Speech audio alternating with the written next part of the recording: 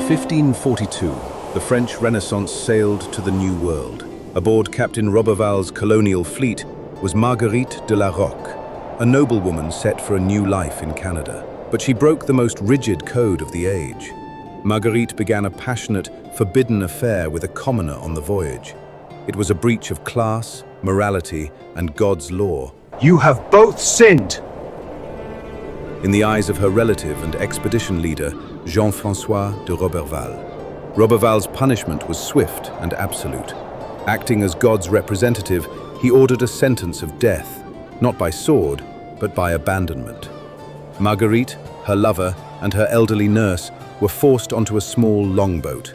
They were given minimal supplies, a knife, gunpowder, and one weapon, a heavy, temperamental 16th century matchlock arquebus, and then dropped onto a desolate island in the Gulf of St. Lawrence. With the colonial ships sailing away, Marguerite was left alone to face the Canadian winter, the island's wildlife, and her own despair. Her two companions would soon die. But what Marguerite faced alone for 2 years is a true story of terrifying survival. The noblewoman Marguerite de la Rocque, exiled for sin in 1542, watched her two companions succumb to the cold and illness.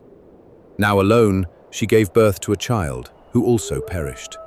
Her ordeal had just begun. For 2 years, she relied on the single item she possessed, the arquebus.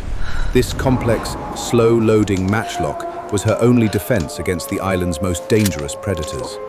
In her isolation, she wrote of battling demons, likely ferocious polar bears or other large animals, that terrorized her makeshift shelter.